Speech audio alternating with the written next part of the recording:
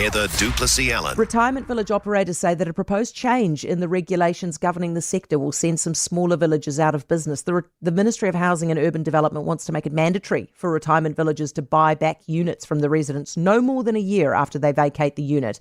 The Residents Association President Brian Peat is with me right now. Hey, Brian. Hello, Heather. How are you? I'm very well, thank you. So how long does it take for them to buy these units back? Quite considerable time at stages, and there's nothing in the legislation that there is a defined period for payback periods, and that's the issue that we are really pushing for. We want to see a defined period, whether it's 28 days or 3 months or 6 months. We want a defined period so that residents or their estates know that they will get their money back in a defined time frame. And at the moment, it's just not there. And that's the real issue that we're really facing it with this review. The Retirement Villages Association or Retirement Village Association says they can't do this because it'll make some smaller operators insolvent. Is that about right?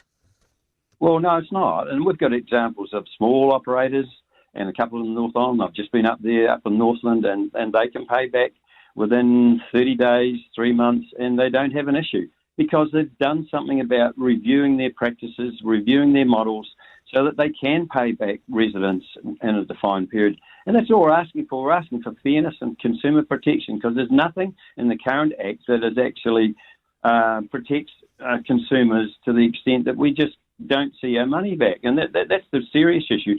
Now, the submission process that we've just gone through with MHUD, 96% of the residents or the respondents that came back to us said that they want to see the payback period situation addressed.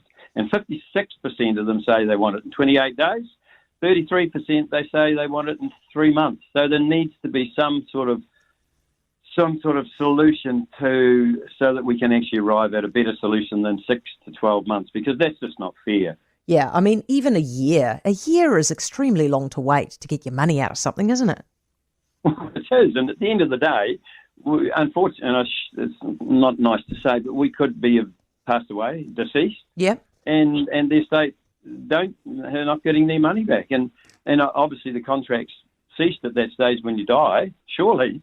And so what we're asking for is that money to be paid back in a defined period. And it's not rocket science, and you can have all the figures and the reasons why that they can't pay back. At the end of the day, we just want some fairness and consumer protection, because it's not. We've even suggested to the operators, look, surely from day one that you can release at least $50,000 so that the estates or the residents can do something with those sort of dollars.